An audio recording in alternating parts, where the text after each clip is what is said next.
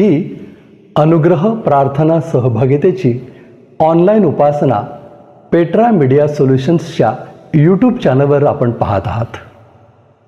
Shalom प्रियजनो, उपासनेमध्ये आपल्या सगळ्यांचं सहर्ष स्वागत. आज उपासनेला सुरुवात करण्यापूर्वी प्रार्थना करूया आणि ही उपासना प्रभूच्या हाती देऊया. प्रार्थना करू. परमदयाळू परमेश्वरा, तुझी मनापासून उपकार स्तुती करतो. तुझं नाव उंचावतो, तुला गौरव देतो, तुझा महिमा वर्णितो. प्रभू, यासाठीच आज हा उपासनेचा घाट आहे.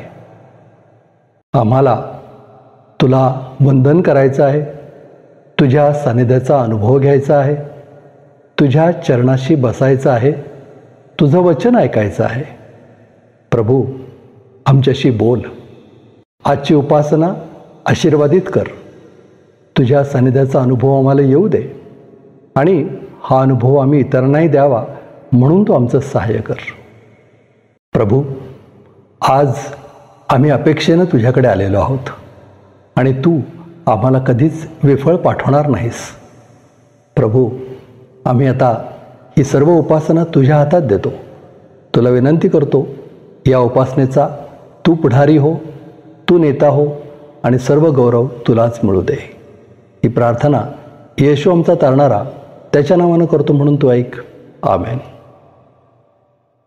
चला तर प्रियजन हो, त्या प्रभूला शरण जाऊया, त्याची स्तुती करूया, आराधना करूया आणि त्याच्या वचनाचा आनंद घेऊया.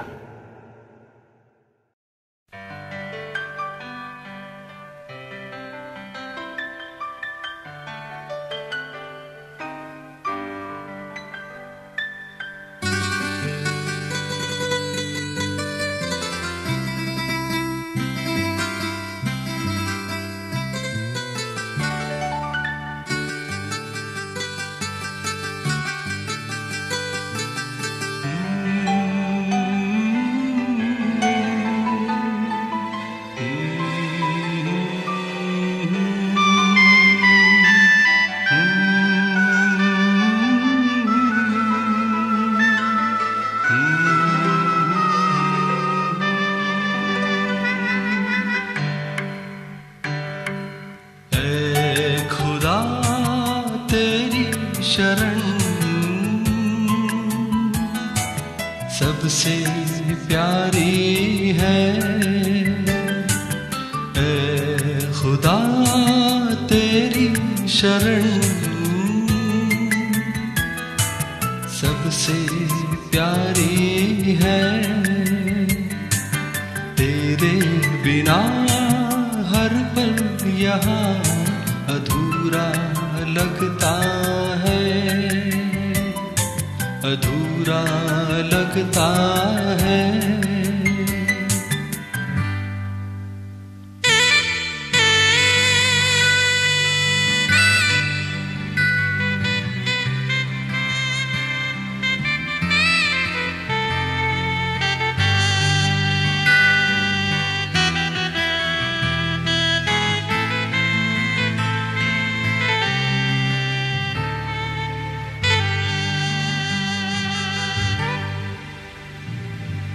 तेरी शरण में कितने लोग आते जाते हैं, कोई आता कोई जाता, कोई भूल जाता.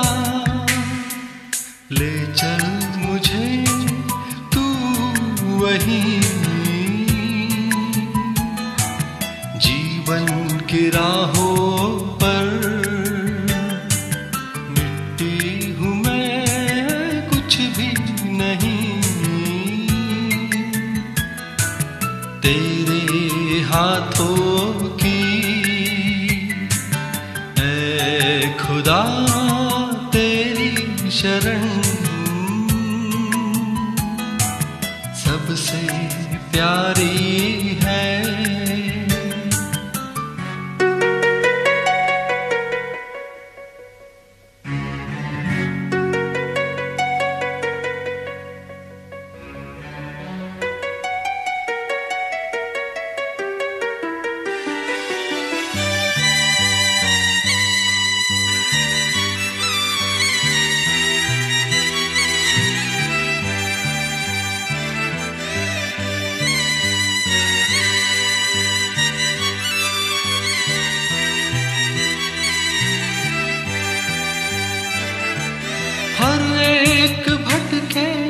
मुसाफिरों को तू ढूंढ लाता है, टूटे हुए दिल तेरी शरण में खुशियाँ पाते हैं।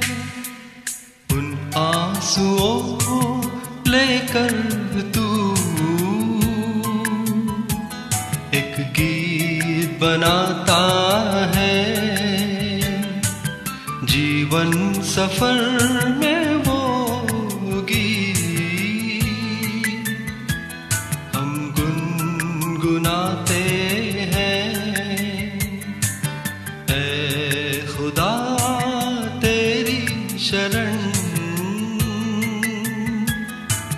सबसे प्यारी है, तेरे बिना हर पल यहाँ अधूरा लगता है, अधूरा लगता है।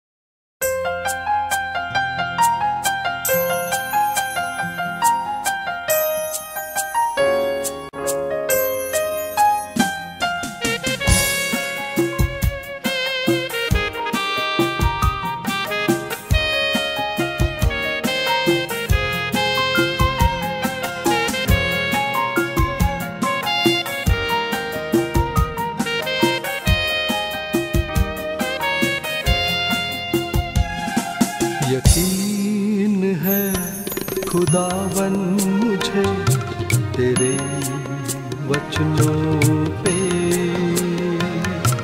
यकीन है खुदावन मुझे तेरे वचनों पे। जहाँ दिखे न राह कोई बनाएगा तू जहाँ दिखे न राह कोई बनाएगा तू नए रास्ते। भरोसा है यकीनन मुझे यीशु तेरे नाम पे, भरोसा है यकीनन मुझे यीशु तेरे नाम पे।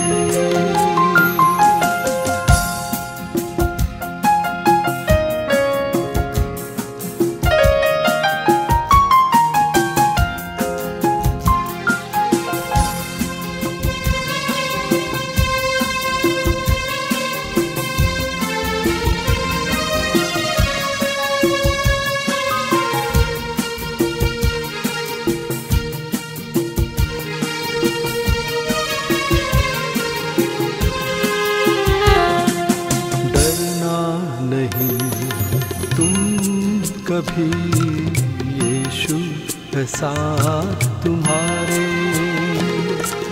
डरना नहीं तुम कभी, यीशु है साथ तुम्हारे।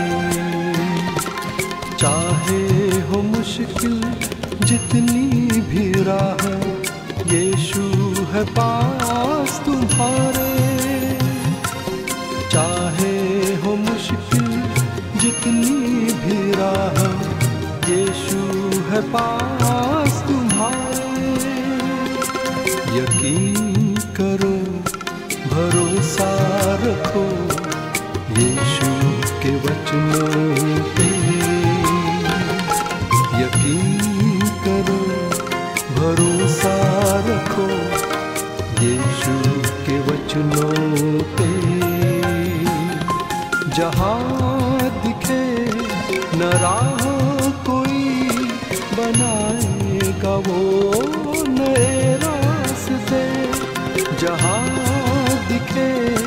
न राहों कोई बनाएगा तू नए रास्ते। भरोसा है यकीनन मुझे यीशु तेरे नाम पे। भरोसा है यकीनन मुझे यीशु तेरे नाम पे।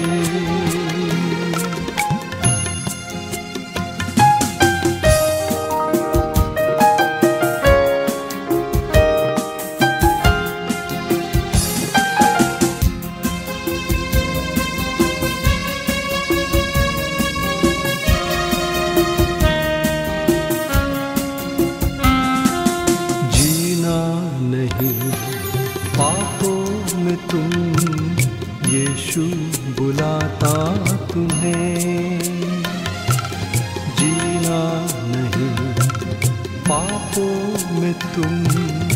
यीशु बुलाता तुम्हें, वो ही है सच्ची जीवन की राह। यीशु बताता तुम्हें, वो ही है सच्ची जीवन की राह। यीशु बताता तुम्हें, यकीन करो भरोसा रखो यीशु के वचनों पे। यकीन करो भरोसा रखो यीशु के वचनों पे। जहाँ दिखे न राह कोई बनाएगा वो नए रास्ते। जहाँ दिखे न राह कोई बनाएगा तू नए रास्ते। भरोसा है यकीनन मुझे यीशु तेरे नाम पे। भरोसा है यकीनन मुझे यीशु तेरे नाम पे। भरोसा है यकीनन मुझे यीशु तेरे नाम पे।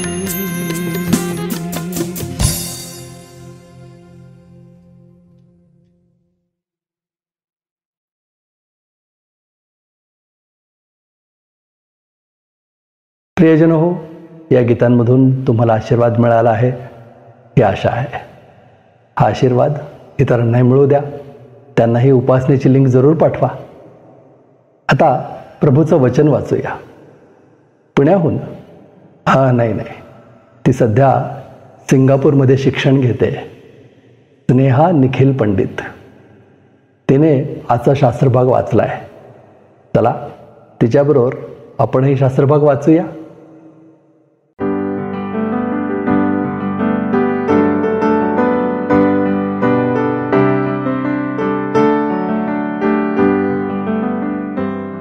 आपण कलसेकरास पत्र पहिला अध्याय 21 ते 23 ही वचने वाचूया. तुम्ही जे पूर्वी दुष्कर्मे करीत मनाने परके व वैरी होता, त्या तुमचा आता त्याने स्वतःच्या मांसमय शरीरात मरणाच्या द्वारे समेट केला आहे, यासाठी की त्याने तुम्हास पवित्र, निष्कलंक व निर्दोष असे आपणासमोर उभे करावे. जर तुम्ही विश्वासात स्थिरावलेले व अढळ राहता आणि जी सुवार्ता तुम्ही ऐकली, आकाशाखालच्या सर्व सृष्टीत जिची घोषणा झाली व जिचा मी पौल सेवक झालो आहे, तिच्या आशेपासून तुम्ही ढळला नाही तर हे होईल. आमेन. देवा वाचलेले वचन आशीर्वादित करो.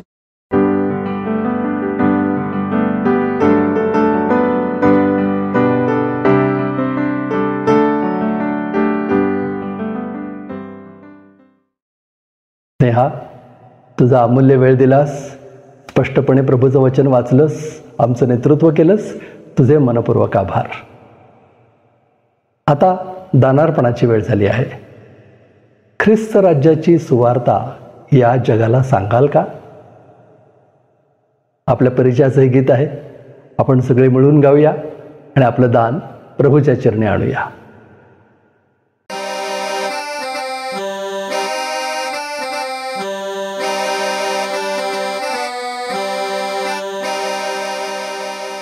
आपण उपासना संगीतामधून 760 नंबरचं गाणं गाऊया. माझी खात्री आहे सर्वांच्या परिचयाचं हे गाणं आहे. आपण कदाचित संडे स्कूलपासून हे गाणं गात आहोत. हे गीत गात असताना आपण आपलं दान परमेश्वराला अर्पण करूया. ख्रिस्त राज्याची सुवार्ता या जगा सांगाल का? हालेलुया हालेलुया गौरवे गरजाल का? घ्या विणा हाती टाळ मृदंग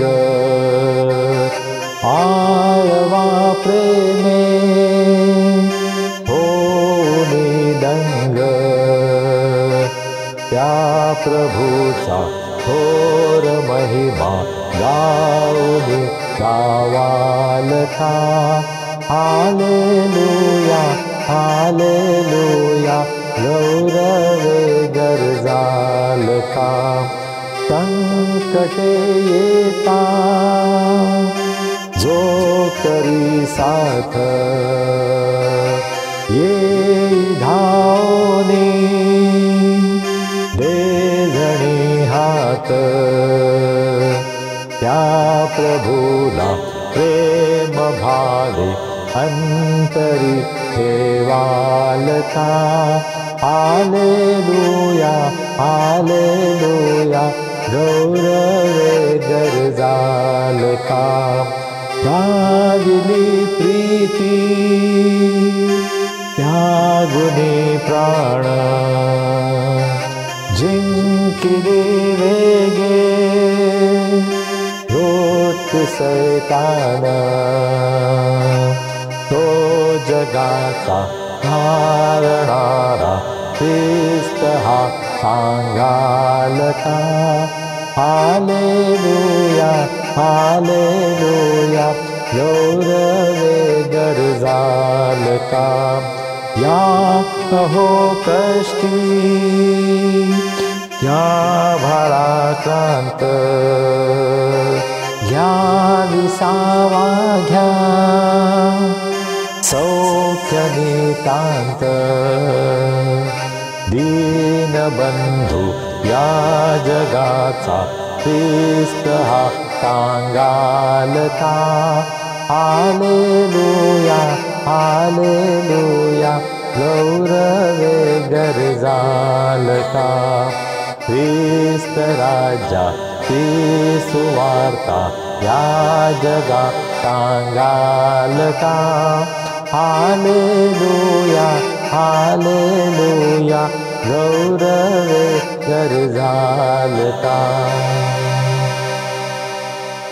या गाण्यामध्ये एक अतिशय सुंदर आवाहन आम्हाला करण्यात आलेलं आहे की आम्ही ख्रिस्त राज्याची सुवार्ता गाजवणार आहोत का? आणि या प्रश्नाचं उत्तर आम्हा सर्वांना द्यायचं आहे. आपण आपलं दान प्रभूच्या हातामध्ये सोपूया, प्रार्थना करूया. आमच्या अत्यंत प्रेमळ परमेश्वरा, आम्ही तुझे मनापासून उपकार मानतो. आजचा सुंदर दिवस तू आम्हाला आमच्या जीवनामध्ये दिलास. तुझ्या सानिध्यामध्ये येऊन तुझी स्तुती आराधना करण्यासाठी तू आमचं सहाय्य केलंस. प्रभू, तू आमची काळजी घेतोस, आमचं संरक्षण करतोस, आम्हाला आरोग्य देतोस. तुझे अनेक आशीर्वाद तू आमच्या जीवनामध्ये पाठवतोस. प्रभू, तुझ्या सर्व आशीर्वादांची जाणीव ठेवून अत्यंत अल्प असं दान आज आम्ही तुझ्या भांडारामध्ये आणलं आहे. या दानाचा तू स्वीकार कर. हे दान आशीर्वादित कर. या दानाचा उपयोग तुझ्या खऱ्या सेवेसाठी, गरजवंतांची गरज पूर्ण होण्यासाठी, अनुग्रह प्रेयर फेलोशिपच्या सर्व सेवेंमध्ये प्रभू तुझं गौरव व्हावं, तुझी साक्ष इतरांना मिळावी, यासाठी या दानाचा उपयोग तू करून घे. जे सर्व हा उपदेश ऐकत आहेत, अनुग्रह प्रेयर फेलोशिपचे प्रत्येक सभासद, त्यांचं कुटुंब या सर्वांवर प्रभू तुझा मोठा आशीर्वाद तू पाठवावास अशी आम्ही तुला विनंती करतो. प्रभू, आम्ही तुझ्या वचनाकडे वळत असताना आम्ही तुझं सहाय्य मागतो. आम्ही हे कबूल करतो की मानवाच्या बुद्धीनं तुझ्या वचनांचा उलगडा होत नाही आणि म्हणून आम्ही पवित्र आत्म्याचं सहाय्य मागतो. आम्ही तुला प्रार्थना करतो, पवित्र आत्म्या, या वचनांचा उलगडा तू आम्हाला कर. तुझं सत्य आम्हाला प्रगट कर. तुझ्या आज्ञा समजून घेऊन त्याचं पालन करण्यासाठी आम्हा सर्वांना तुझी कृपा तू पुरव. आम्ही सर्वजण स्वतःला तुझ्या हातामध्ये सोपवतो. तू आम्हाला चालव. चालणारा प्रभू येशू ख्रिस्त याच्या नावाने आम्ही प्रार्थना करतो म्हणून तो ऐक. आमेन. प्रियजन हो, आता वेळ झाली आहे प्रभूचा संदेश ऐकण्याची. देवाचे सेवक, आपल्या सगळ्यांचे आवडते रेव्हरंड संजय डेव्हिड गायकवाड प्रभूचा संदेश आपल्यापर्यंत आणतायत.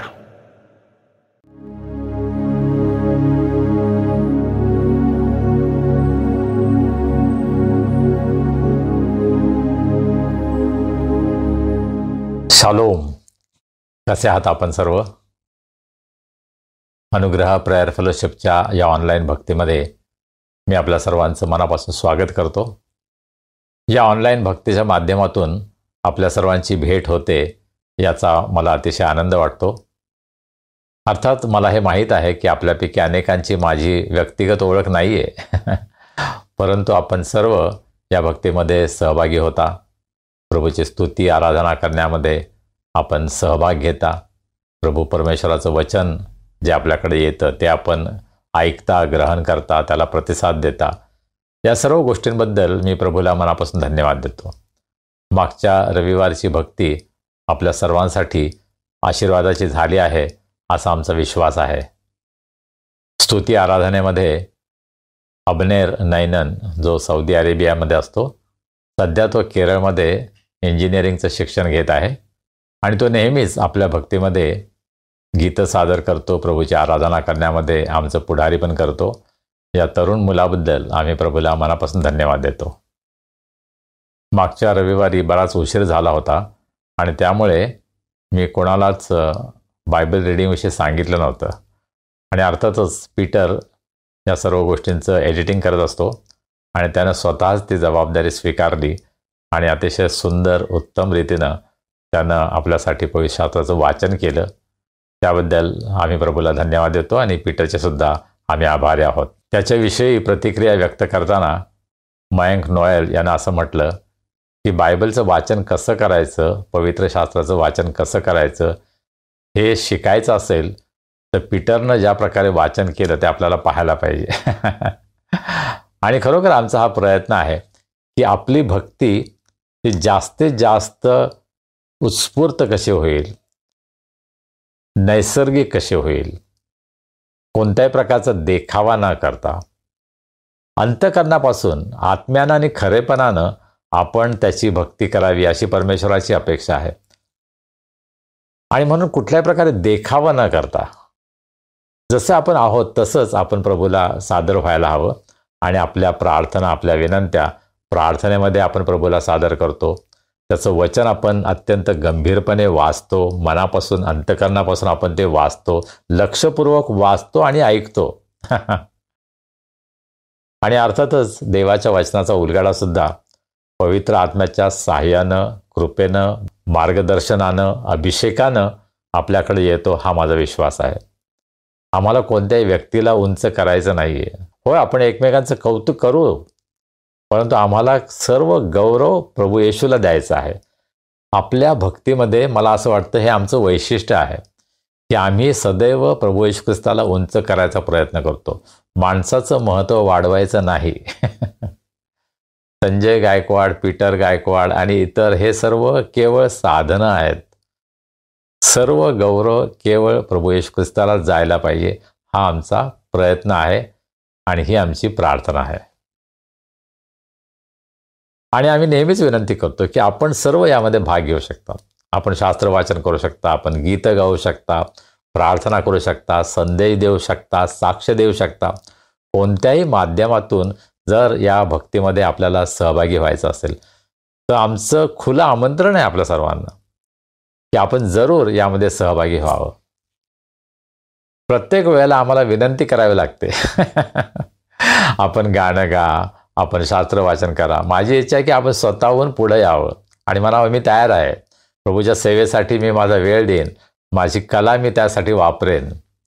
आणि अशा अनेकांची आम्हाला गरज आहे. मी हे सांगितलं आहे की आपण उपासना संगीतामधली गाणी गा, कुटुंब या नात्यानं, व्यक्तिगतरित्या, दोघेजण, पती पत्नी, भाऊ बहीण, असे वेगवेगळ्या प्रकारे आपली गाणी आपण सादर करा.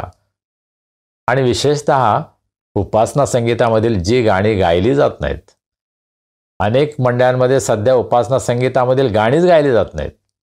आपण हिंदी गाणे जास्त गातो, इंग्रजी गाणे गातो, परंतु मराठी भक्तीमध्ये आपला कटाक्ष हा असला पाहिजे की जास्तीत जास्त मराठी गाणी आपण गावीत. हिंदी गाण्याला विरोध नाही आहे. हिंदी गाणी फार सुंदर आहेत, इंग्रजी गाणी फार सुंदर आहेत आणि प्रभूची आराधना करायला या सर्व गीतांच्याद्वारे आम्हाला मदत होते, हे खरं आहे. परंतु मराठीमध्ये सुद्धा फार सुंदर गाणी आहेत. नारायण वामन टिळक आणि इतर अनेक कवी ज्यांनी अतिशय उत्कृष्ट काव्य केलेलं आहे, गीतं रचलेली आहेत, ज्याचा उपासना संगीतामध्ये समावेश आहे, परंतु ते फक्त उपासना संगीतामध्येच राहतात. ती गायली जात नाहीत. माझं आव्हान आहे आपल्याला की आपण अशी गाणी शोधून काढा, त्याला चाल लावा, ती गाणी गा आणि आम्हाला पाठवा. यासाठी की महाराष्ट्रातील मराठी बोलणाऱ्या मंडळीमध्ये आपण ही गाणी जास्तीत जास्त लोकप्रिय करू. 801 गाणी आहेत आपल्या उपासना संगीतामध्ये, पण त्यामधली 100 गाणी सुद्धा गायली जात नाहीत. माझा हा नेहमी प्रयत्न असतो की उपासना संगीतामधील अधिकाधिक गाणी आपण गावीत आणि त्यामध्ये आपल्या सर्वांचं सहकार्य अपेक्षित आहे. आपण जर यामध्ये आम्हाला मदत केली तर आम्हाला खूप खूप आनंद वाटेल. मागच्या रविवारी पीटरनं माझ्या वाढदिवसाची, बर्थडेची सुद्धा आठवण करून दिली आणि अनेकांनी त्यानंतर सुद्धा मला शुभेच्छा दिल्या. खरं म्हणजे 17 जूनला माझा वाढदिवस होता, तेव्हापासूनच शुभेच्छा यायला सुरुवात झाली आणि फेसबुकवर, व्हॉट्सॲपवर मेसेजेस, कॉल्स, प्रत्यक्ष भेटी याद्वारे अनेकांनी मला शुभेच्छा दिल्या आणि मी खरोखर भारावून गेलो. इतकं प्रेम, तुमचं प्रेम, त्याचा अनुभव मी घेतला. मी खरोखर खूप आशीर्वादित समजतो स्वतःला आणि मी परमेश्वराला मनापासून धन्यवाद देतो. आमच्या शनिवारच्या बायबल स्टडी ग्रुपनं रविवारी आमची जी सहभागिता होती, आम्ही कोतवाल आंटींच्या घरी वानवडीमध्ये भेटत असतो आणि रविवारच्या आमच्या बायबल स्टडीमध्ये एक विशेष त्यांनी तयारी केली होती. मला हे माहीत नव्हतं. आमच्या बायबल स्टडीमधील एक कपल, मनीषा आणि मायकल, यांनी माझ्यासाठी सुंदर केक आणला होता आणि स्वरितनं हे सुंदर कार्ड माझ्यासाठी आणलं. हॅपी बर्थडे टू डिअर पाळक साहेब. To our beloved pastor, I pray that God continues to bless you with strength, wisdom and joy. Have a blessed and long life. From Arohi Maske. तिने सुंदर एक birthday cake सुद्धा बनवला. आरोही ही स्वरितची बहीण आहे. आशिष आणि शिरीन मस्के यांची मुलगी 4थीमध्ये शिकते ते, पण तिने सुद्धा इतकं सुंदर कार्ड माझ्यासाठी बनवलं. मला खूप आनंद वाटला आणि तिचे मनापासून आभार मानतो. सोमवारी आमची मंडे बायबल स्टडी असते आणि मिस्टर आणि मिसेस अनिल सिंग यांच्या घरी दर सोमवारी ही बायबल स्टडी असते आणि मी बहुतेक ती बायबल स्टडी घेत असतो. अर्थात आम्ही सर्व त्यामध्ये सहभागी असतो आणि त्या ठिकाणी सुद्धा माझा वाढदिवस साजरा करण्यात आला. माझ्यासाठी गाणं गाण्यात आलं आणि मला एक सुंदर शर्ट गिफ्ट देण्यात आलं. या वयात कोणी गिफ्ट द्यावं अशी अपेक्षा कोणी करत नाही आणि तरीसुद्धा या प्रियजनांनी माझ्यावरील प्रेम व्यक्त केलं आणि मला ज्या शुभेच्छा दिल्या त्याबद्दल मंडे बायबल स्टडी ग्रुपचा मी अतिशय आभारी आहे. गेली अनेक महिने ज्यांचा अजिबात संपर्क नाही अशा लोकांनी सुद्धा फेसबुकवर माझ्यासाठी शुभेच्छा पाठवल्या आणि मला खूप आनंद वाटला की या निमित्तानं तरी आम्ही एकमेकांशी संपर्क केला. एकमेकांना आपण हाय, हॅलो, नमस्कार असं म्हटलो आणि म्हणून वाढदिवस साजरा करणं विशेषतः या उतार वयामध्ये एक चांगला अनुभव आहे, नाही का? गेला संपूर्ण आठवडा जगामध्ये एक अतिशय चिंताजनक असं वातावरण होतं, कारण इस्रायल आणि इराण यांच्यामध्ये युद्ध सुरू झालं आणि त्यामध्ये अमेरिकेने सुद्धा उडी घेतली. परंतु अचानक हे युद्ध थांबलं, शस्त्रसंधी झाली आणि त्याबद्दल आपण देवाचे आभार मानूया. कारण सर्व युद्धामध्ये प्रचंड विनाश होतो.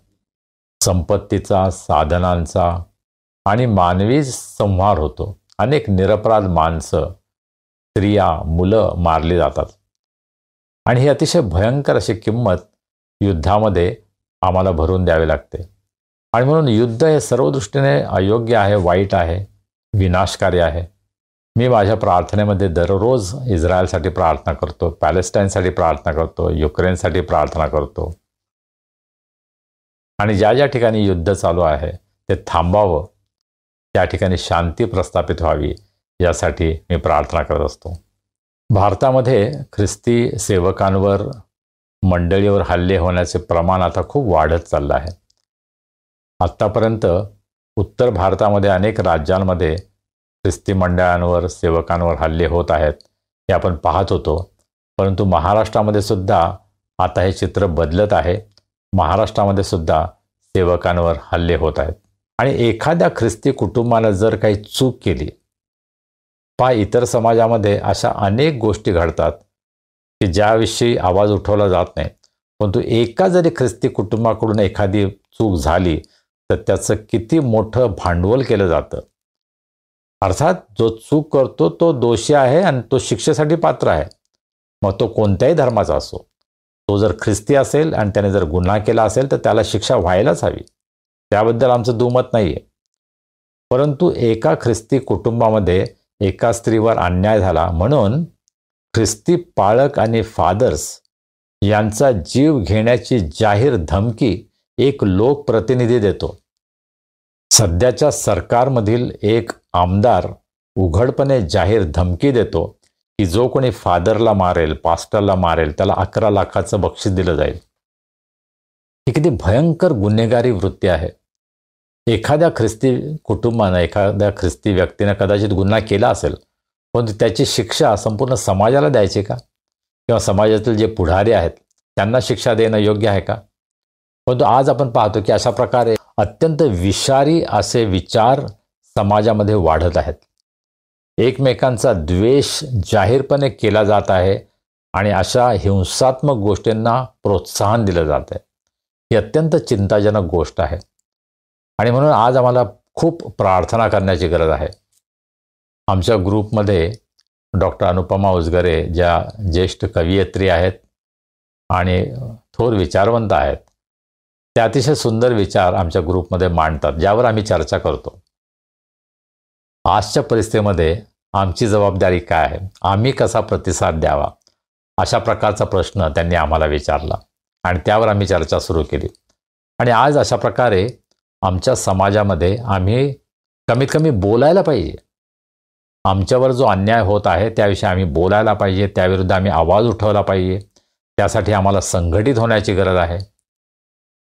आज आमच्या समाजासमोर अनेक प्रश्न आहेत. त्याविषयी आम्ही काय करावं याची केवळ व्हॉट्सॲप ग्रुपवर चर्चा न करता आम्हाला आज पाऊल उचलण्याची गरज आहे.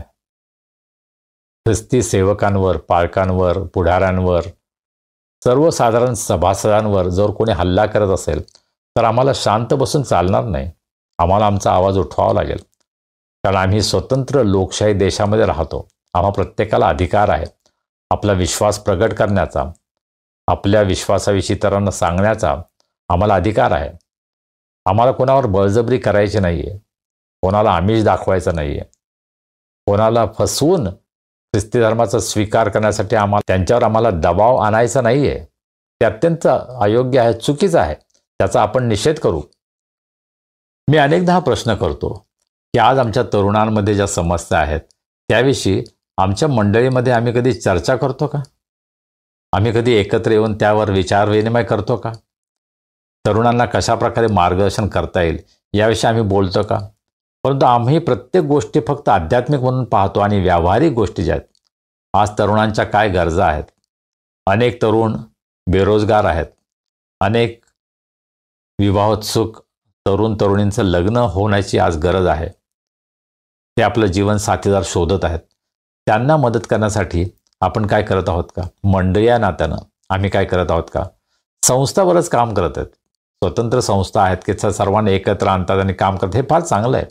परंतु मंडळी या नात्यानं आम्ही आपली जबाबदारी पार पाडत आहोत का, हा प्रश्न आम्हाला स्वतःला विचारण्याची गरज आहे. पुष्कळ चर्चा झाली, आपण प्रभूच्या वचनाकडे वळूया. पौलाचं कलस्सेकरास पत्र याचा अभ्यास आपण करत आहोत. पहिल्या अध्यायामध्ये 15 ते 20 या वचनांचा अभ्यास आपण संपवला आहे आणि 21, 22 आणि 23 या 3 वचनांचा आज आपण अभ्यास करणार आहोत, त्यावर आपण मनन करणार आहोत. 15 ते 20 या वचनांमध्ये प्रभू येशू ख्रिस्ताचं ज्येष्ठत्व, प्रभू येशू ख्रिस्त कसा वैशिष्ट्यपूर्ण आहे, एकमेव आहे, त्याविषयी पौल अतिशय स्पष्टपणे मुद्देसूद विचार मांडतो. प्रभू येशू ख्रिस्त हा निर्मितीमध्ये श्रेष्ठ आहे, तो निर्माण करता आहे. प्रभू येशू ख्रिस्त हा मुक्तिदाता आहे, पापापासून सोडवणारा आहे. प्रभू येशू ख्रिस्ताचा अधिकार संपूर्ण सृष्टीवर आहे, निसर्गावर आहे, मानवावर आहे. या गोष्टी आपण पाहिल्या.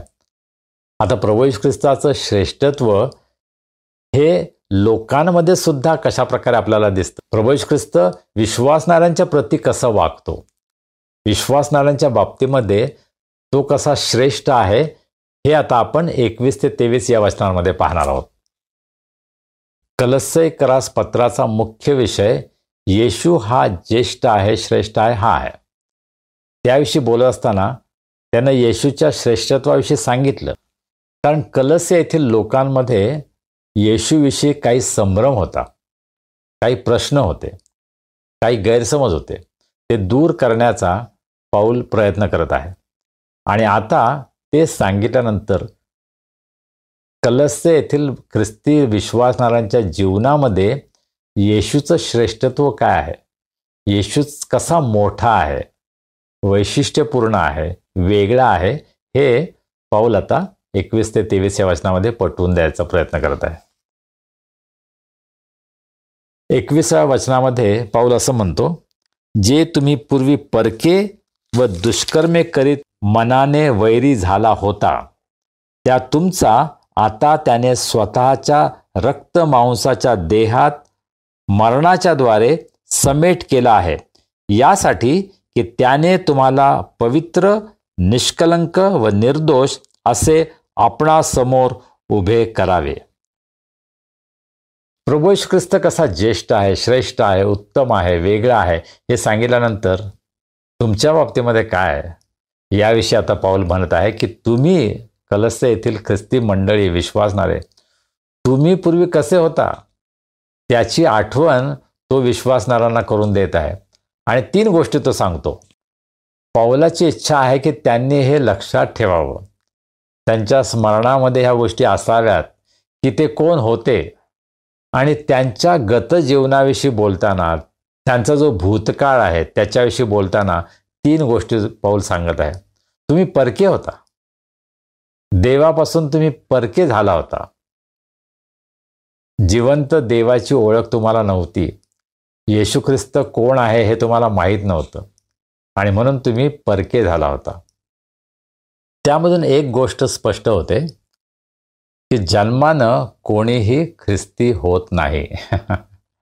अनेकांचा हा गैरसमज आहे की मी ख्रिस्ती घरामध्ये जन्मलो त्यामुळे मी ख्रिस्ती होतो. जगाच्या दृष्टीने लोक असं समजतात, परंतु पवित्र शास्त्राच्या दृष्टिकोनातून जर आपण पाहिलं तर जो अंतःकरणानं प्रभूचा स्वीकार करतो, प्रभूवर विश्वास ठेवतो, तो ख्रिस्ती आहे.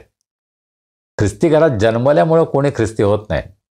होय, मंडळीच्या दृष्टिकोनातून, जगाच्या दृष्टिकोनातून तुम्ही ख्रिस्ती झाला आहात, परंतु जोपर्यंत तुमचं परिवर्तन होत नाही तोपर्यंत तुम्ही ख्रिस्ती नाहीत, असं देवाचं वचन आम्हाला सांगतं.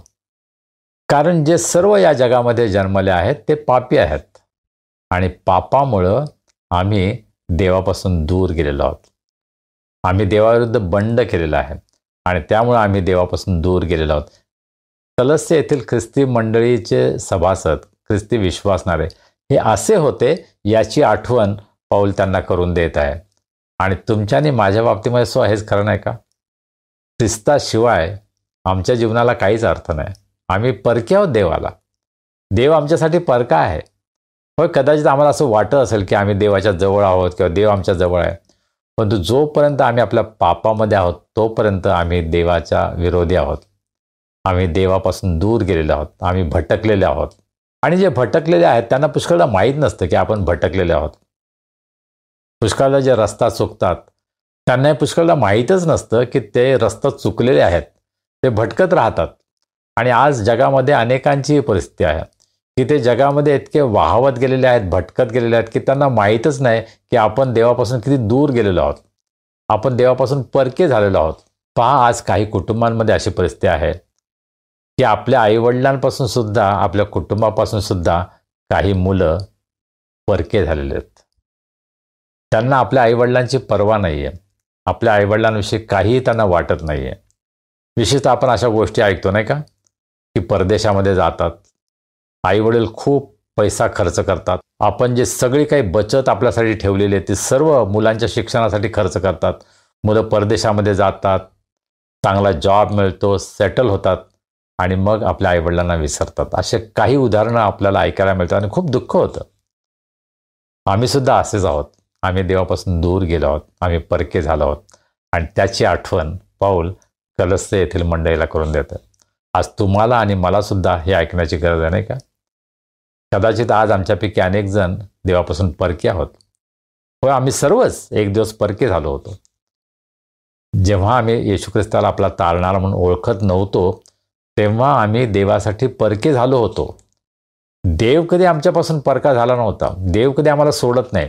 पण आम्ही आपल्या पापामध्ये देवापासून बहकत भटकत दूर निघून गेलो होतो. देवाची आम्हाला ओळख नव्हती आणि त्याची आठवण देवाचं वचन आज आम्हाला करून देते. आम्ही कोण होतो त्याची जाणीव आज आम्हाला व्हायला पाहिजे. जर आम्ही आज प्रभूमध्ये आहोत तर आपण प्रभूला धन्यवाद देऊया की आज आम्ही प्रभू येशू ख्रिस्ताला ओळखतो, त्याच्यावर आपण आपला तारणार म्हणून विश्वास ठेवलेला आहे. ही फार आनंदाची गोष्ट आहे, आशीर्वादित गोष्ट आहे. पण जर आम्ही आपलं समर्पण प्रभू येशू ख्रिस्ताला केलं नसेल तर आज आम्ही त्याच्यासाठी परके झालो आहोत. कलस्से येथील मंडळीला पाऊल ह्याची आठवण करून देतो की तुम्ही परके होता. पाऊल दुसरी गोष्ट सांगतो की तुम्ही मनानं देवाचे वैरी झाला होता. जर आमच्या जीवनामध्ये देवाला स्थान नाही, जर आम्ही आपलं जीवन प्रभू येशू ख्रिस्ताला समर्पित केलं नसेल तर आमच्या मनानं आम्ही देवाचे वैरी आहोत. आणि पवित्र शास्त्र आम्हाला हे सांगतं की जर आम्ही पापामध्ये आहोत तर आम्ही वैरी आहोत. आम्ही देवाविरुद्ध बंड केला आहे, आम्ही देवाच्या आज्ञा मोडल्या आहेत, आम्ही देवापासून दूर गेलो आहोत, आम्ही देवाचे वैरी झालो आहोत. आमच्या मनानं आम्ही देवाचे वैरी झालो आहोत. व पुष्कळदा या जगातील ज्ञानामुळं ख्रिस्ती कुटुंबातील तरुण तरुणीसुद्धा देवाचे मनानं वैरी होतात. देवावर विश्वास ठेवायचं ते नाकारतात. पहा, काही मुलं संडे स्कूलमध्ये फार चांगली असतात, गाणी गातात, शास्त्रवचनं पाठ करतात, बऱ्याच गोष्टी करतात. पण तरुण झाल्यानंतर काही मित्रांच्या संगतीमध्ये ते येतात, त्यांना वाईट सवयी लागतात, ते इतका जास्त विचार करायला लागतात की त्यांना असं वाटतं की देवाची मला गरज नाही आता. कोण आहे देव? आणि ते देवापासून दूर जातात आणि देवाचे वैरी होतात. मनानं अनेक जण देवाचे वैरी झाले आहेत आणि ही आज अनेक कुटुंबाची शोकांतिका आहे. देवाला, जिवंत देवाला तारणाऱ्या प्रभू येशू ख्रिस्ताला ते विसरले आहेत. कदाचित ते भरपूर पैसा कमवतात, कदाचित त्यांनी भरपूर शिक्षण घेतलेलं आहे, त्यांची लाईफस्टाईल फार चांगली आहे. परंतु जर त्यांनी ख्रिस्ताला सोडलेलं आहे तर ते ख्रिस्ताचे वैरी झाले आहेत.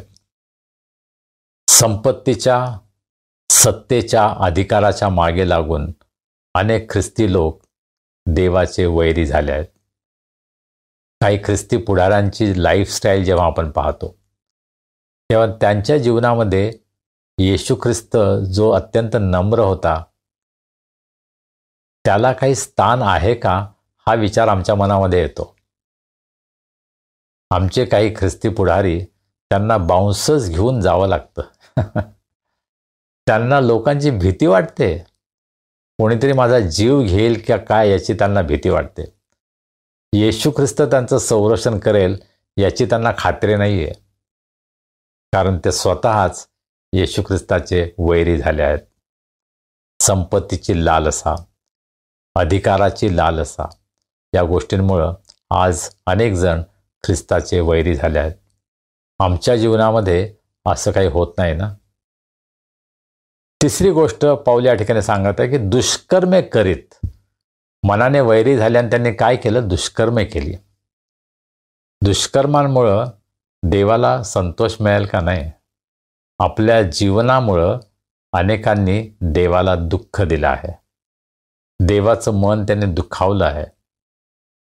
अनेक ख्रिस्ती म्हणवणाऱ्या व्यक्ती आपल्या जीवनामध्ये ख्रिस्ताचा अनादर करत आहेत. आपल्या वागण्याद्वारे, आपल्या बोलण्याद्वारे, आपल्या व्यवहाराद्वारे अनेक जण देवाचा अपमान करत आहेत, अवमान करत आहेत. आणि अशा प्रकारे त्यांचं जीवन हे ख्रिस्ताला कमीपणा आणणारं, ख्रिस्ताचा अनादर करणारं असं जीवन झालं आहे. आमच्या आजूबाजूला असे अनेक उदाहरणं आहेत, नाही का? त्यांच्याकडे पाहिल्यानंतर आम्हाला खूप दुःख होतं, वाईट वाटतं की का अशा प्रकारचं जीवन हे लोक जगत आहेत. येशू ख्रिस्ताची त्यांना ओळखच नाही असं आपल्याला वाटतं. कारण आपल्या जीवनामध्ये त्यांनी येशूला दुखावलं आहे, त्याचा अनादर केला आहे. आमच्या जीवनामध्ये आपण याची काळजी घेत आहोत का? की आमच्या जीवनामध्ये आपण देवाला उंच करतो, त्याचा सन्मान करतो, त्याचा आदर करतो? कलस्से येथील ख्रिस्ती मंडळीचं जीवन पूर्वी काय होतं याविषयी पाऊल सांगत असताना या 3 गोष्टींचा उल्लेख तो करतो. आम्ही परके झालो होतो, आम्ही दुष्कर्मे करत होतो, आम्ही देवाचे वैरी झालो होतो. आणि प्रत्येक व्यक्तीची खरं म्हणजे साक्ष असली पाहिजे की ख्रिस्ताशिवाय मी काय होतो. कदाचित मी हे मागच्या रविवारी सांगितलं, मला आठवत नाही, परंतु इचलकरंजी या ठिकाणी ज्यावेळेस एका मंडळीला त्यांच्या मंदिरामध्ये, चर्चमध्ये भक्ती घेण्यापासून रोखण्यात आलं, त्यांच्यावर हल्ला झाला, त्यावेळेस ते पोलीस स्टेशनमध्ये आले आणि पोलीस स्टेशनच्या समोर त्यांनी भक्ती भरवली. त्यांनी प्रभूची आराधना केली, स्तुती केली, देवाचं वचन गाजवलं आणि फार सुंदर साक्ष दिली. एका व्यक्तीची साक्ष मी ऐकत होतो की मी पूर्वी दारुडा होतो, मी व्यसनामध्ये होतो, परंतु प्रभूचे सेवक पास्टर दिलीप कांबळे हे या ठिकाणी आले, त्यांनी देवाचं वचन आम्हाला दिलं, आमचं जीवन बदलून गेलं. ख्रिस्ताला ओळखण्या अगोदर त्यांचं जीवन किती भयंकर होतं याची साक्ष या व्यक्तीनं दिली. आणि आज आम्हा प्रत्येकाच्या जीवनामध्ये ही साक्ष असायला हवी. ख्रिस्ताशिवाय, ख्रिस्ता व्यतिरिक्त माझं जीवन काय होतं? मी देवाचा वैरी होतो, मी सैतानाचा गुलाम होतो, मी पापाचा गुलाम होतो. परंतु ख्रिस्तानं माझं तारण केलं, ख्रिस्तानं मला वाचवलं, ख्रिस्तानं मला बाहेर काढलं त्या पापाच्या दलदलीतून, चिखलातून. कलस्ते येथील मंडळीचं विश्वासनांचं जीवन काय होतं याची आठवण, याची जाणीव पाऊल त्यांना करून देत आहे. परंतु तो तेथे थांबत नाही. आता देवानं त्यांच्या जीवनामध्ये काय केलेलं आहे, त्यांच्यासाठी काय केलेलं आहे याची सुद्धा जाणीव पाऊल या ठिकाणी कलस्सेकरास पत्रामध्ये करून देत आहे. आणि म्हणून 22व्या वचनामध्ये पाऊल असं म्हणतो, त्या तुमचा आता त्याने स्वतःच्या रक्तमांसाच्या देहात मरणाच्या द्वारे समेट केला आहे, यासाठी की त्याने तुम्हाला पवित्र, निष्कलंक व निर्दोष असे आपणासमोर उभे करावे. तुम्ही आता काय आहात, तुम्ही काय झाला आहात याविषयी सांगताना पाऊल असं म्हणतो की देवानं ही सुरुवात केली. तुम्हाला योग्य मार्गामध्ये आणण्यासाठी, तुम्हाला पापांपासून मुक्त करण्यासाठी देवानं स्वतः पुढाकार घेतला. आम्ही नाही पुढाकार घेतला, आम्ही नाही प्रयत्न केला की आम्हाला चांगलं व्हायचं आहे, आम्हाला जिवंत देवाची ओळख व्हावी यासाठी आम्ही नाही प्रयत्न केला. आम्ही करण्याच्या अगोदरच देवानं पहिलं पाऊल उचललं आणि त्यानं आपल्या एकुलता एक पुत्राला येशू ख्रिस्ताला जगात पाठवलं. येशू ख्रिस्ताविषयी बोलताना बाप्तिस्मा करणारा योहान म्हणतो, हा पहा जगाचं पाप हरण करणारा देवाचा कोकरा. आणि हा जो देवाचा कोकरा आहे तो या युगाच्या आरंभीच आमच्यासाठी वधला गेला असं देवाचं वचन आम्हाला सांगतं. प्रभू येशू ख्रिस्त वधस्तंभावर तुमच्या आणि माझ्या पापांसाठी मरण पावला. त्याने अत्यंत भयंकर मरण आपल्यासाठी सहन केलं. परंतु तो विचार प्रभू येशू ख्रिस्त या जगात आल्यानंतर नाही झाला. जगाच्या स्थापनेपूर्वीच देवाने ही योजना केली होती, मानवाच्या उद्धाराची, प्रभू येशू ख्रिस्ताच्या बलिदानाची. प्रभू येशू ख्रिस्ताचा जन्मच हा एक निष्पाप कोकरा म्हणून झाला होता. तो देवाचा कोकरा म्हणून या जगात आला आम्हाला हे माहीत आहे नाही का, योहान 3:16, देवानं जगावर एवढी प्रीती केली. जगानं नाही देवावर प्रीती केली. जगातील कोणी देवाला शोधत नव्हते, देव मानवाला शोधत होता. ख्रिस्ती विश्वासामध्ये, ख्रिस्ती धर्मामध्ये आणि इतर सर्व धर्मांमध्ये हा मूलभूत फरक आहे की इतर धर्मामध्ये मानव देवाचा शोध करत आहे. ख्रिस्ती धर्मामध्ये, बायबलमध्ये आम्हाला हे शिकवलं जातं की परमेश्वर मानवाचा शोध करत आहे. परमेश्वर माणसाला शोधत आला. देवानं पहिलं पाऊल उचललं यासाठी की मानवाला पापांपासून मुक्त करावं. प्रभू येशू ख्रिस्तानं 100 मेंढरांचं उदाहरण दिलं. एक मेंढरू हरवलं. त्या एक हरवलेल्या मेंढराला शोधण्यासाठी 99 मेंढरांना त्याने सोडून दिलं आणि त्या एका मेंढराला शोधण्यासाठी तो मेंढपाळ त्या ठिकाणी गेला आणि त्यानं त्याला सोडवलं. आणि देव आमच्यासाठी हेच करतो. आम्ही जेव्हा हरवलेलो होतो, आम्ही जेव्हा देवाचे शत्रू होतो, आम्ही जेव्हा देवापासून परके झालो होतो, त्यावेळेस देव आमच्याकडे आला.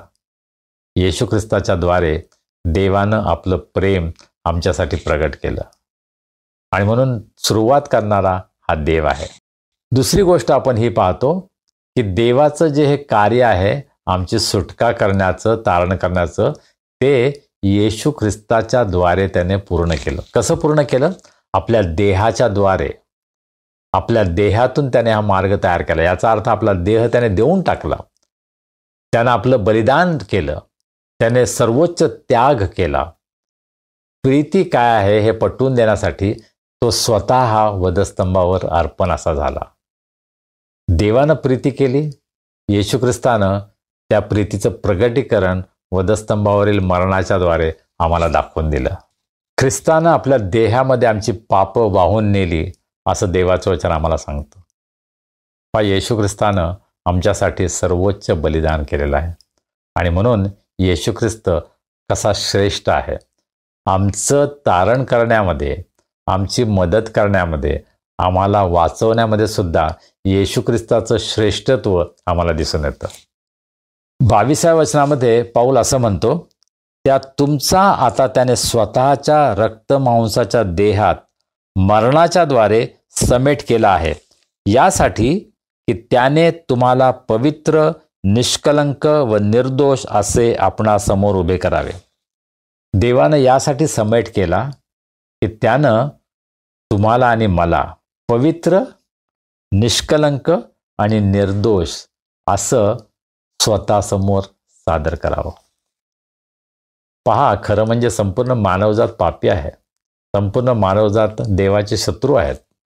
परंतु देव आमच्यावर प्रीती करतो आणि त्याची इच्छा काय आहे? आम्हाला निर्दोष, निष्कलंक, पवित्र असं सादर करावं. कोळशामधून रत्न बाहेर काढावं, त्या प्रकारे देव आमच्या जीवनामध्ये काम करतो. त्याची इच्छा आहे की आम्ही निर्दोष, निष्कलंक आणि पवित्र असावं. पण निर्दोष, निष्कलंक, पवित्र कोण आहे? एकमेव प्रभू येशू ख्रिस्त होय. आणि देवाची इच्छा आहे की आम्ही प्रभू येशू ख्रिस्तासारखं व्हावं. हो, एक दिवस आम्ही त्याच्यासारखे होऊ. पौल करिंथकरास पत्रामध्ये आम्हाला सांगतो की एक दिवस आम्ही त्याच्यासारखे होऊ जेव्हा आम्ही त्याला पाहू. आणि त्यासाठी देव आमची तयारी करत आहे. आज आम्ही काय आहोत? देवाच्या दृष्टीने आम्ही निष्कलंक आहोत. खरं आपल्या व्यवहारामध्ये आपण हे कबूल करतो. आपल्याला माहीत आहे की आम्ही निष्कलंक नाही आहे, आम्ही पवित्र नाही आहे, आम्ही निर्दोष नाही आहे.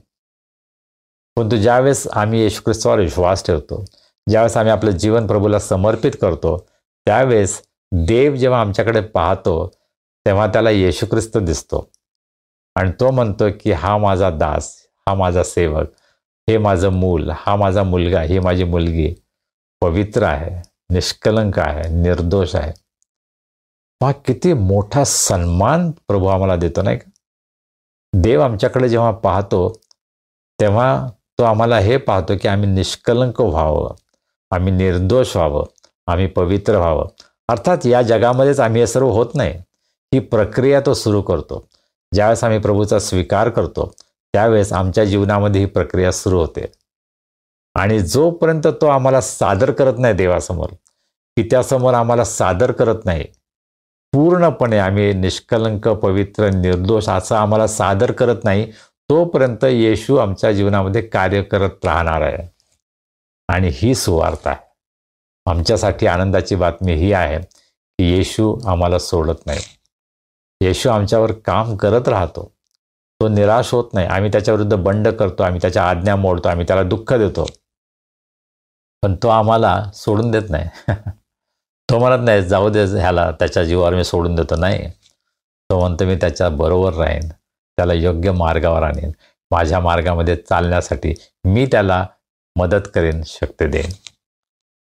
पहा, आमच्या जीवनामध्ये प्रभू किती अद्भुत कार्य करतो नाही का. तुमच्यासाठी आणि माझ्यासाठी देवाची किती सुंदर योजना आहे. आपण ते समजून घेऊया आणि त्याचा जो आनंद आहे त्या आनंदामध्ये आपण पुढे जाऊया. शेवटी 23वा वचन, जर तुम्ही विश्वासात स्थिरावलेले व अढळ राहता आणि जी सुवार्ता तुम्ही ऐकली, आकाशाखालच्या सर्व सृष्टीत जिची घोषणा झाली व जिचा मी पाऊल सेवक झालो आहे, तिच्या आशेपासून तुम्ही ढळला नाही, तर हे होईल. बऱ्याच गोष्टी पाऊल या ठिकाणी सांगत आहे. तुम्हाला निष्कलंक पवित्र देवासमोर सादर करण्यासाठी प्रभू येशू ख्रिस्त कार्य करत आहे. तुम्हाला काय करायचं आहे? तुम्ही विश्वासात स्थिरावलेले आणि अढळ राहता. तुम्हाला विश्वासामध्ये स्थिर आणि अढळ राहायचं आहे. आमच्यासमोर आव्हान हे आहे, आमच्यावर जबाबदारी ही आहे की ज्या विश्वासामध्ये आम्ही आलो आहोत त्या विश्वासामध्ये आम्हाला टिकून राहायचं आहे. आणि आज अनेकांच्या जीवनामध्ये ही फार मोठी समस्या आहे, विश्वासामध्ये टिकून राहणं. आमच्या जीवनात जेव्हा संकट येतात, मोह येतात, परीक्षा येतात, त्यावेळेस आम्ही विश्वासापासून बहकतो, भटकतो, दूर जातो. आम्हाला विश्वासामध्ये स्थिर होण्याची, अढळ होण्याची गरज आहे. मी अनेकदा तरुणांना हे सांगतो, there has to be consistency. ख्रिस्तामध्ये आपण नेहमी टिकून राहायला पाहिजे. हे ऑटोमॅटिकली होत नाही, आपोआप होत नाही. यासाठी आम्हाला निश्चित स्वतःचं समर्पण करण्याची गरज आहे. निश्चितपणे आम्हाला निर्णय घ्यायचा आहे की मला प्रभूच्या मार्गात चालायचं आहे. मी कदाचित 18 किंवा 19 वर्षांचा होतो त्यावेळेस मी ख्रिस्ताला आपलं जीवन समर्पित केलं आणि देवाच्या मार्गात चालण्याचा मी निर्णय घेतला.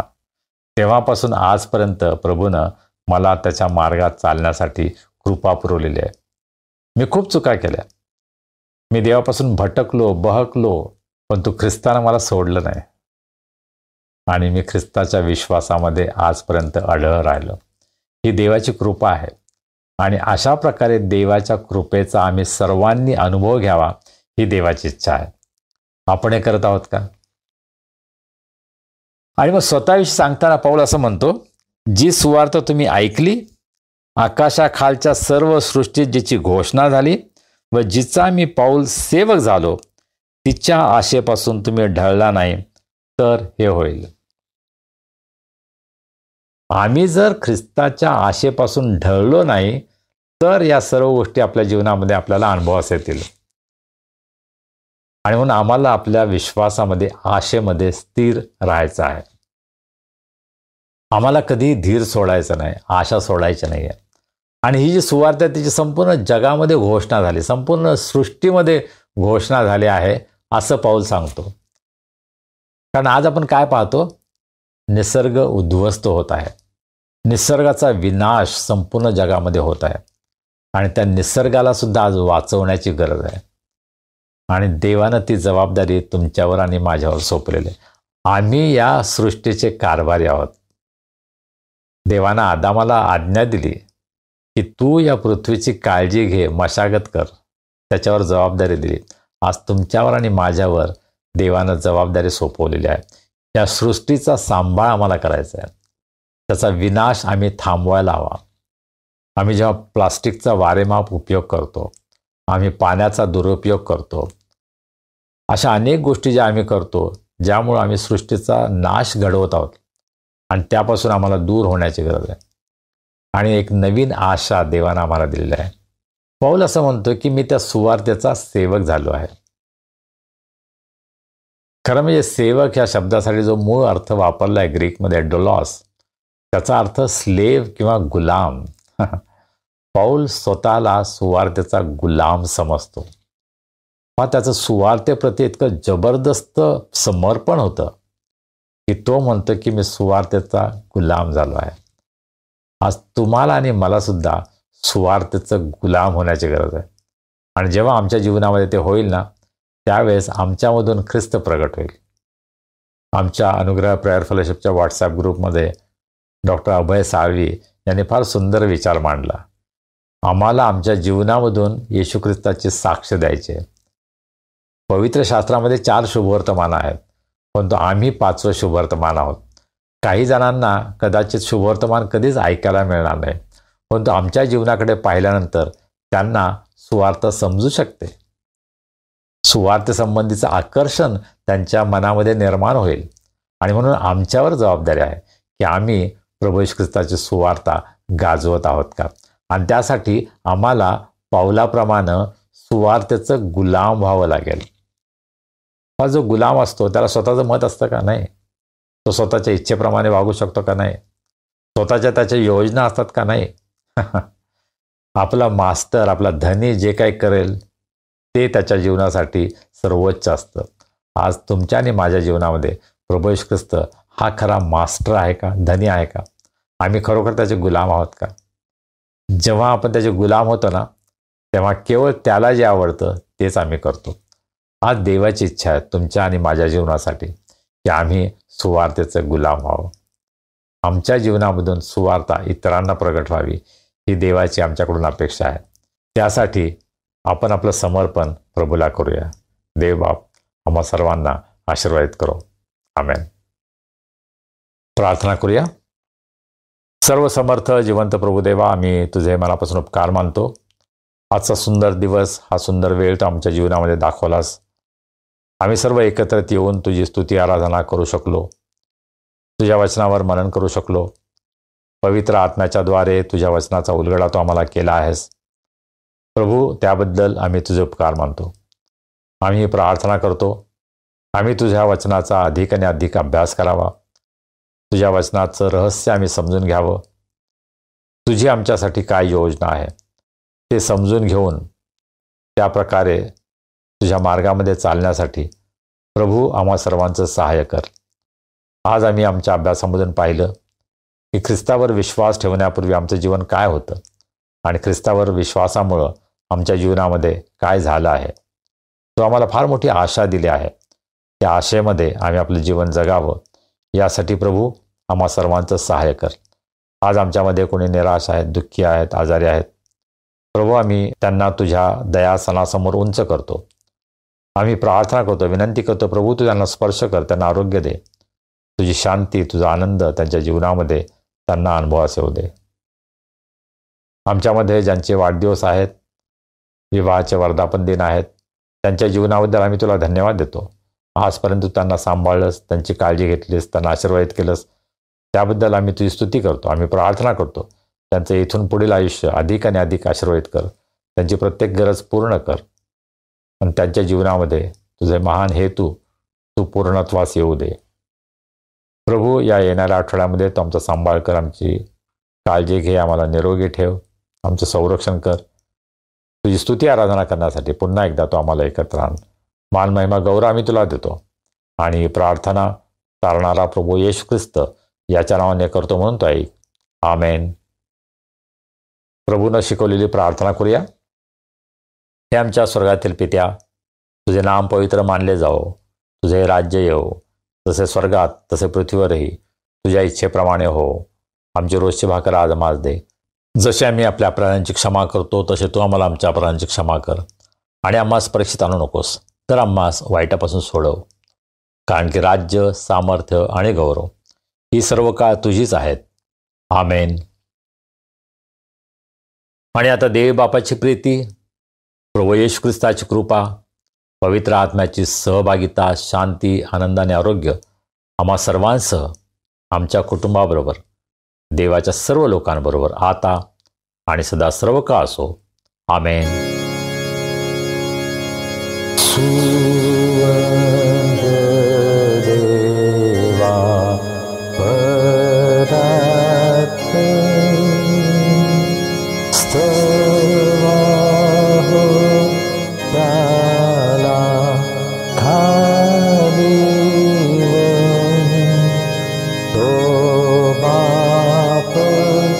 पुत्र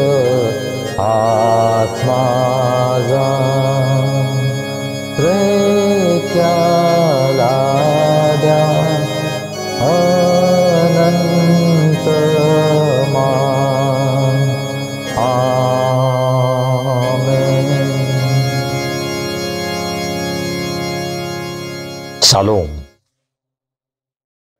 काय प्रियजन हो, आजची उपासना कशी वाटली?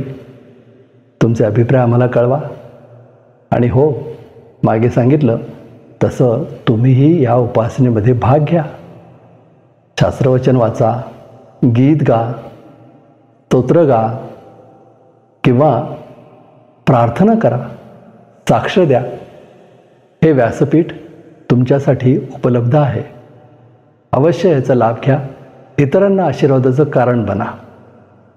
आता भेटूया पुढील रविवारी. तोपर्यंत शालोम.